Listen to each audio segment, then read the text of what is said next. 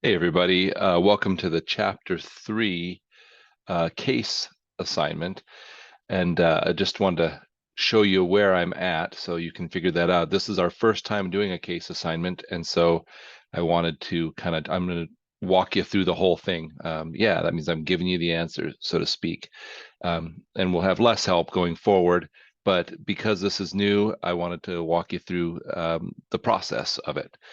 And so here I am. I'm actually in the textbook right here. And at the bottom of Chapter 3, there's something called Chapter 3 Practice. And then that starts with the questions and the matching, and then we get to the cases. So we're going to do case number 1 for this class, and it'll be case number 1 all the way through. And we're going to use the company file you created back in Chapter 1, which is like a blank, empty company file that you named your name's company. Like mine was called Mike's Company. And so this link will take you to it where you can log into it. And then down here below, you'll see case 1. And so this is where we're going to start. I'm just going to walk you through all of these steps. The way these cases work is you do a lot of the same things you did in the walkthrough assignment, except that it doesn't give you so much detail. It just tells you, create these new accounts, and doesn't give you all the steps to doing it. And they expect you to have learned and figure it out. So anyway, that's where we're starting. So I'm going to pull this out of the way so that you can see my QuickBooks, and we'll get started. Now, I know I mentioned this on the walkthrough, but in case you missed it, QuickBooks has 2 views, and the book is really written or put together so that you'll be in business view. But because when we set up QuickBooks, we told QuickBooks we were the bookkeeper, it defaults to the accountant view. And so it makes your life much easier and much better because it looks closer to what the book is showing if you'll switch to business view. So again, you find that just by clicking on the gear, and then you can switch your view. Well, now it'll take a second to reload, and then it will tell me I'm in business view now. If I ever, for some reason, wanted to switch back, I would just go again, click on the gear, and there it is. Okay. But I want to be in business view, and it'll make your life way better if you're in business view too. So, so let's get started on the case. Case 1, your company is a distributor of surfboards located in La Jolla, California. The company does not collect sales tax, as all of its customers are resellers. So we let the customers deal with the sales tax. We began the business in 2017, and we want to use QuickBooks starting January 2018.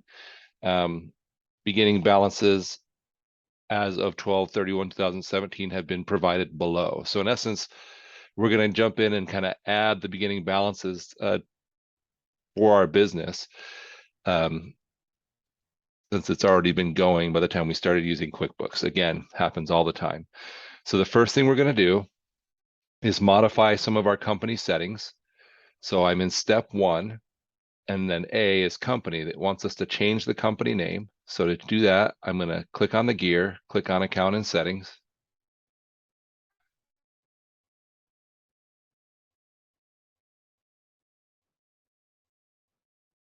Right now, my company's name is Mike's Company, and they're asking us to change it to case 01-student name ID number. Don't worry about an ID number because we have such a small group. There's only 9 of us in this class. You can just call it case 01 and then your name. So I'll save that. And then it tells us to modify the tax form our company's using if you need to. When I set mine up, I told it was a corporation, so I'm already set to tax form 1120. If you told it something different, you may have to come in here and choose corporation, form 1120. So that was part 1A. B, we're going to go to the sales tab, and we're going to turn on track inventory quantity on hand. If I look in here, there's sales, and then products and services. There's track quantity or track inventory quantity on hand. Mine's already set to on, so I don't need to make any changes to that. If you did need to, you would just hit edit and change that. C, we're going to click on the expenses tab. We're going to turn on track expenses and items by customer. So I have that already on mine. If it was off, you would just turn it on like that. So that's pretty easy. Um, and we're going to make expenses and items billable. So on mine, that's turned off. So now I'll turn it on. And then it tells me no markup. So I'm not going to check markup. And track billable expense and items as income in a single account. So I'm going to leave yes, have that clicked, and single account is what we want. And then our default bill payment terms in C3 are 30 days or net 30. That means our customers have 30 days to pay us. And then we're going to turn on use purchase orders. So that's already on mine. If you needed to change it, of course, you would just edit and turn it on. All right. Well, we're not going to make any changes to payments. And then the last one's confusing because it says advanced and time tracking, but time tracking is actually not in advanced, it's in time. And these two show service field is what they mean by this, add service field to timesheets, and allow time to be billable is part 2. We could look at it. That's all set up already for mine. What that means is when our employees are filling in their timesheets, they can put a specific job they're working on and have their time be billed directly to the customer.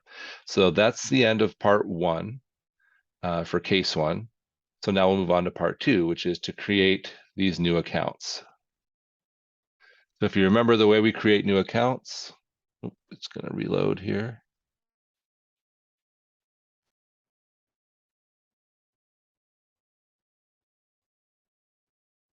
The way we create new accounts is we go to our chart of accounts.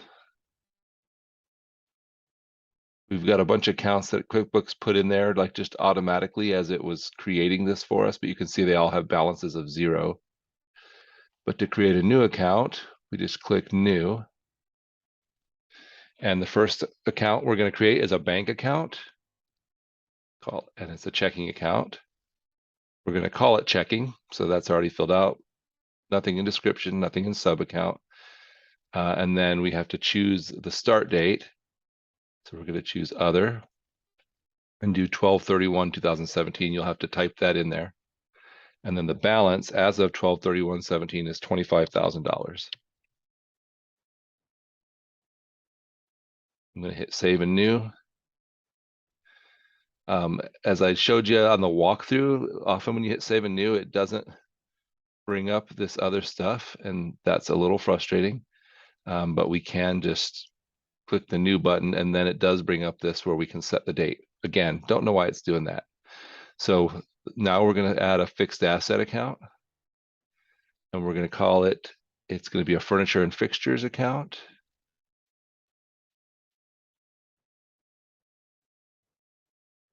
The name of it, we're going to leave as furniture and fixtures.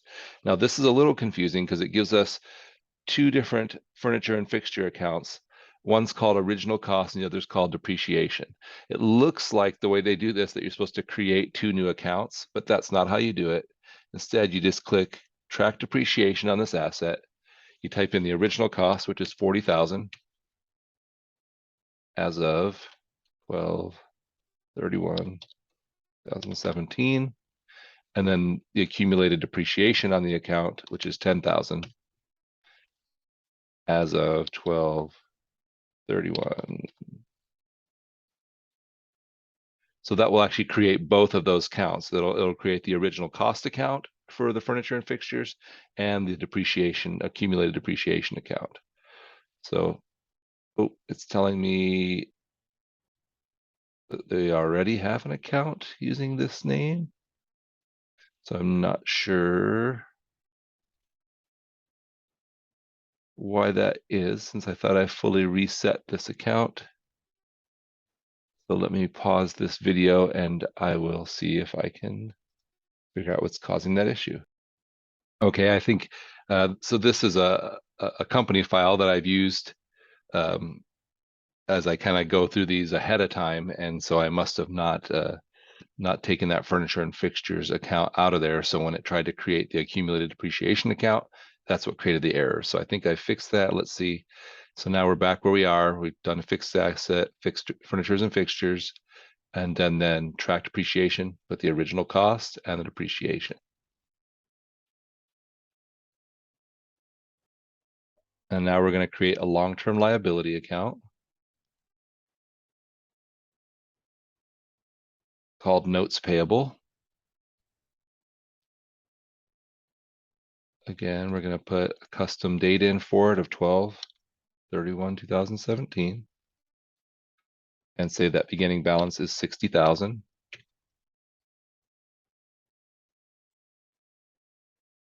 Yeah, and again, didn't give us the opportunity when I hit save and new to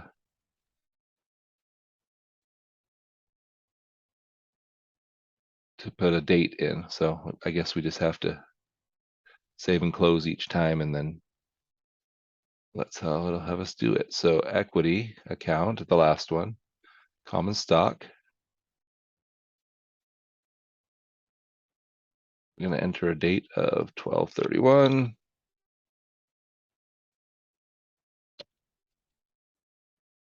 And a beginning balance of $1,000. And there we go. So that's all of the new accounts we were supposed to create in step 2. So I have the same problem here. It's not letting me do it because when I had gone through this before, that account was still in there. So again, I'm going to pause this and fix that issue. This won't happen to you because you won't have tried creating the thing before. All right, so there we are. We have the balance, or I mean, we have everything entered in now, and I fixed the issue again, something I created just by kind of messing around with this earlier. Again, it shouldn't be a problem in yours because you'll be doing it on a file where you've never had to create you haven't messed with it before. So I'm gonna hit save and close, and there we go. Now we have, you can look in our chart of accounts and see we have a checking balance, furniture and fixtures balance, which is 30,000, the $40,000 cost minus $10,000 depreciation, $60,000 note payable, $1,000 common stock, and an opening balance equity that QuickBooks has automatically calculated as we've put in all of these different entries. All right, so now we're finished with number 2. So we're going to move on to number 3, which is to create 2 new products and 1 new service item. So the way we create those is we go to our gear, we go to products and services, brings up a list of our products and services, which right now are just these ones that were automatically put in there. And so the first one is called Rook 15. So I'm going to add it new. It is an inventory asset account called Rook 15. Let's see.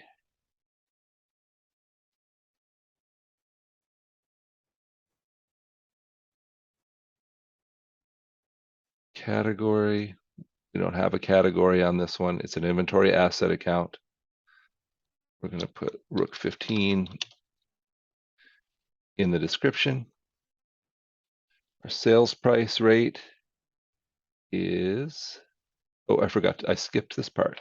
So our initial quantity is 15 as of 12/31/2017. No reorder point. Our sales price is $650, and it wants us to use a sales income account. If that's not in there, you would have to add it. And then our cost is 400, and our expense account will be cost of goods sold.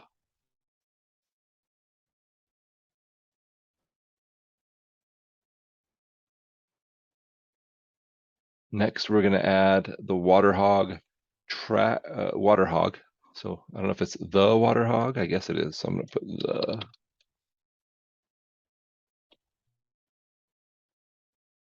Not much of a typer today. Typist. So our initial quantity is 8 as of date 12/31/2017. No reorder point. It's an inventory asset. We'll call it our sales price for our water hog is $8.60.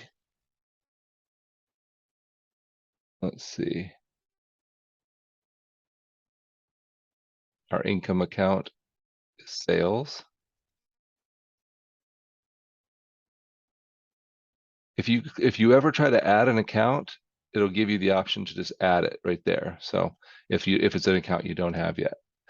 And so our cost is, where was our cost? It's 500. That's going to be cost of goods sold. And we'll hit save and new.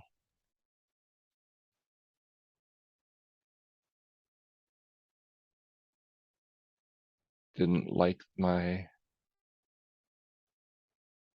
date for some reason. There it goes. All right, now we're going to add a service. So we're going to change the type from inventory to service. And we're going to call this consulting.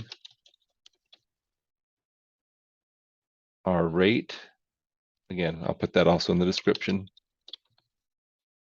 Our rate is $25. Our income account is services. So again, mine's already in there because I had done it before. When you type services, it will tell you don't have that account, and you click add new. Then you'll call the service fees, the detail type, you'll put service fee income, and the name will be services. So that's another thing that's in there already for me because I did this before as I was working through this problem. So there's no cost on that, nothing else. So let's save and close. And then 3C is we will make changes to the following accounts via journal entry with an offset to opening balance equity. Now this can be a little bit confusing because, well, if mostly because unless you have experience in doing accounting work, okay, you probably don't do journal entries that often, and then B, like they use this term offset the opening balance, offset to opening balance equity, which could be confusing. So I'm going to show you how to do this. So we click new, and we're going to create a journal entry.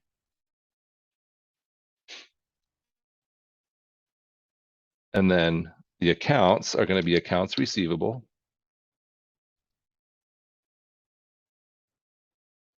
And we're going to debit that account 5,000. The reason I'm debiting it is because accounts receivable is an asset account, and the asset is increasing. Okay, and so then we're going to hit prepaid expenses, and we're going to debit that account 3,000. Again, that's an asset account that's increasing. And then we're going to do accounts payable, and we're going to credit accounts payable 4,500. So all we're really doing here is we're telling QuickBooks, hey, as of 12/31/2017, forgot to put the date in, I had a balance, okay? I had an accounts receivable balance, meaning money was owed to me, of 5,000. I had a prepaid expense balance. That means I had paid in advance for some expenses I expect to incur down the road, $3,000. And then I owe $4,500. Now you'll notice my journal entry doesn't balance, and so I've got to still do another line here. And when it says to offset to opening balance equity, that's what that means is that's what we're going to use to balance this journal entry. So there we go. So now our journal entry telling QuickBooks that we had accounts receivable and prepaid expenses and accounts payable as of 12/31/2017, and the difference between all of those is part of our opening balance equity. So that's what that journal entry is for. I'm going to hit save and close. And then if I try to do that, it's going to say, hey, wait a minute, you got to put a customer's name in the field. You can't say that your money is owed to you, but not say what customer it belongs to. So if I come here to name, I'm going to put Blondie's Boards. And since I don't have that info in there, I'm going to hit add new. I could put all of this info, but I don't have it. So I'm just going to have the company's name for now. That's all you need to establish a customer in QuickBooks is the name. Of course, in real life, you'd want to have more information. And then our accounts payable, we also need to put in the vendor that we owe. Channel Islands. I'm going to add new. I have to be careful. This isn't a customer. This is a vendor. Hit save. And now I have that all set up the way I'm supposed to. I'm going to save and close. And I've saved that journal entry. All right. So now I have to, step 4, close my opening balance equity account to retained earnings through a journal entry. So I'm going to come up here, create a journal entry.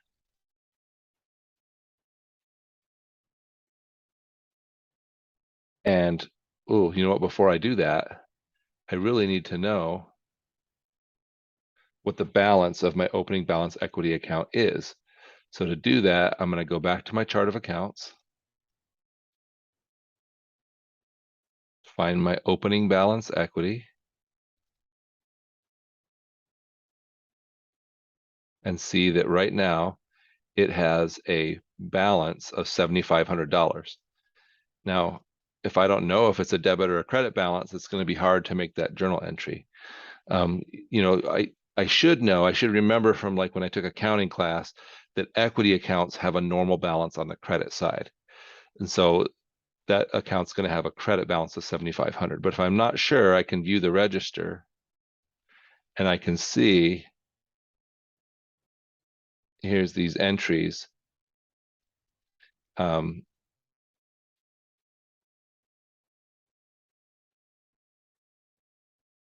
a way for me to see debits and credits in here? I guess not. So I guess I have to know if it has a balance of 7,500, then that balance is going to be on the credit side because it's an equity account. Okay. So I just have to know, I still have to know my debit and credit rules I learned back in accounting. So now that I know I have a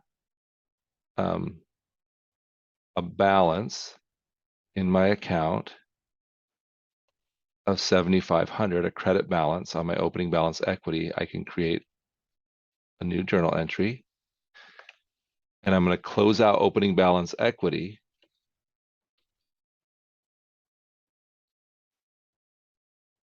If I can type, by debiting that account 7,500. And then I'm going to credit my retained earnings. So really, after we put in all of that stuff to tell QuickBooks, here's our opening balances on everything, we have this balance of $7,500. QuickBooks automatically creates the opening balance equity account to put that into because it's not sure where it should go. And so when we get done entering all of our opening balances, now we have to close out that temporary opening balance equity account to our permanent account, retained earnings, which means when we started, you know, as of right now, we have $7,500 in retained earnings, and we're telling that to QuickBooks. I'm gonna hit save and close. Ooh, did I do the date on it? That could cause me a problem later, right? So I might need to go back to and find my journal entry and fix it. So one way I can do that is I can go back to opening balance equity, view the register, and I can see that my $7,500 entry on the account did have the right date of 12/31/2017, so that's good. But sometimes you can, it's easy to mess those things up, so you have to know how to go back in and find them. All right, so we're on to step 4, which is to prepare and print a trial balance as of 12/31/17. So I'm going to go to, there's a couple ways I can get to this. I think I can get to some of the reports through my lists, if I'm remembering correctly. Okay, apparently I'm not. So of course, my other way to get to those reports is to go through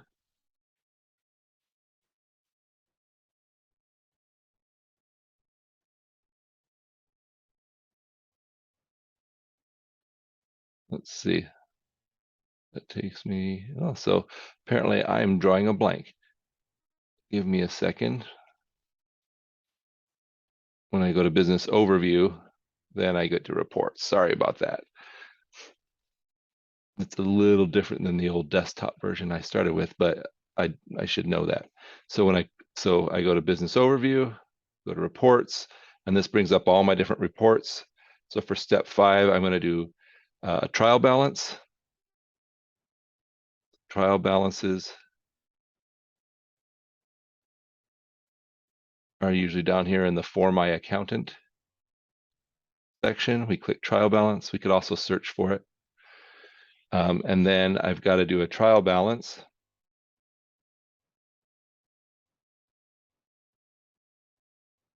as of,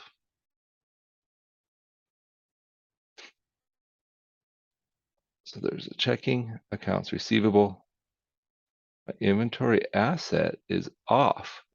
So you can see that my trial balance doesn't match up with the one in the book. And maybe that's not a bad thing. Maybe this is a chance for me to show you how to figure out and find out where your error is. My prepaid expenses are correct. That's right, that's right, that's right, that's right. Common stock is correct. Opening balance equity is correct. But my retained earnings is off. So somehow we look at our prepaid expenses. Nope, that one's correct, $3,000. I have an error in inventory asset. And my inventory asset has a beginning balance of $10,000. And so we've got to figure out why that is, because it should have a beginning balance of 8,000. So if you remember, when I created my inventory assets, I did that in products and services, and I created my Rook 15 asset and my Water Hog asset. And so, and then I put in a cost amount and a quantity on hand. And that's where my inventory assets would have come from. So let's double check what they should have been and see if I made an error there that I will have to fix now. So I was supposed to have 10 units on hand of the Rook 15, but I put 15. You see that? So probably confusing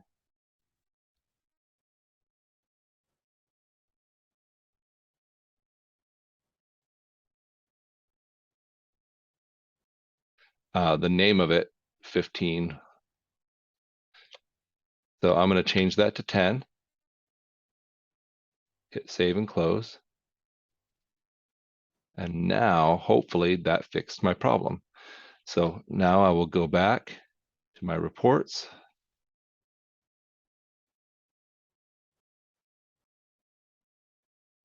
I'll scroll down and run my trial balance. And now I still have an issue, and that's because when I changed, so I want you guys to kind of think through this. Hopefully you don't make any errors, but by changing my inventory asset back down to 8,000 where it should be, now my opening balance equity is off. Okay, because my journal entry, I closed out that whole amount of opening balance equity to retained earnings. And that $2,000 error is showing up there. So now I have to go back and fix that journal entry. So, whenever you make an error, it can be fixed, but you kind of have to walk yourself through that process. And so it can take a few minutes to figure that out.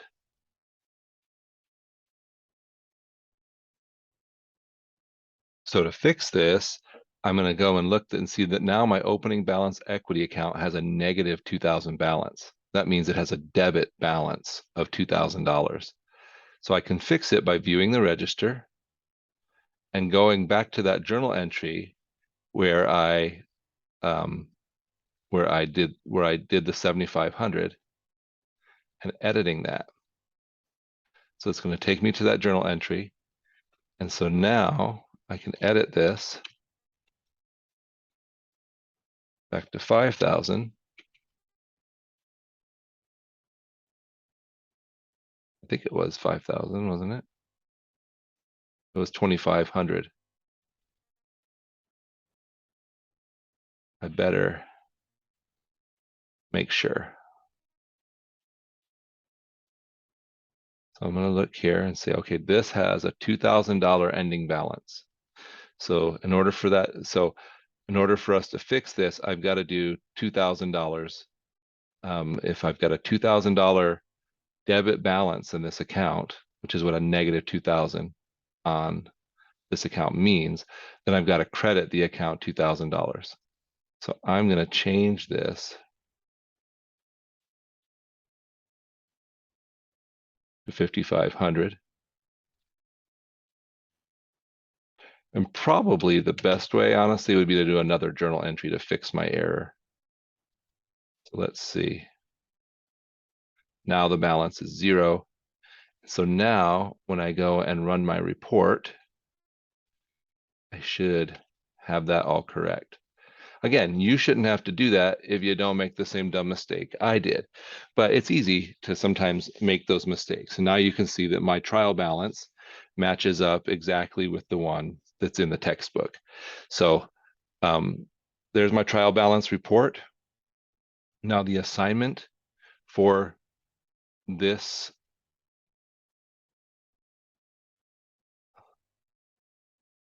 oops, you're seeing my emails there. Sorry about that.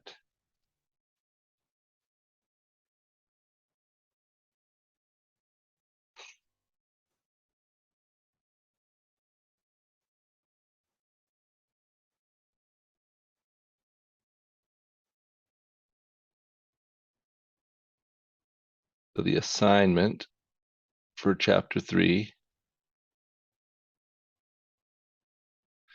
asks us to upload a trial balance as an Excel file and a transaction detail report as an Excel file. Okay, so that's what you're turning in. So we take this Excel file, we can say export it to Excel. There we can save it as or show it in its folder, however you want to do it. You can see, okay, I put mine in downloads, and then I can upload that to Canvas just like I showed you in the walkthrough. So there's steps 6, 7, 6 and 7, okay? And then in chapter 8, number 8, we're going to prepare a transaction detail by account report. We're going to go back to our report list, and we're going to find transaction detail by account. If you don't want to like go looking around for it there, you can always type in here. Transaction detail by account. Tells us right now that this account does not have any data. So we have to go back to the start date 12/31/2017. Then we can run the report and we can see all of the transactions. Again, we're going to export this to Excel right there. Again, you can save it wherever you want on your computer, and then you're going to upload it into Canvas and submit it. And that's it. You've completed the case assignment. I know it felt like a lot, and I'm sorry for my little error that made it take longer, but hopefully that'll give you a little courage to know that if you make an error, A, it can be fixed, and B, even people who've been doing it a long time sometimes make errors. So maybe I should switch those A's and B's around, but you get the point. Anyway, so I hope that was helpful, and I hope you have success as you go through this, and don't be afraid to reach out if you have questions.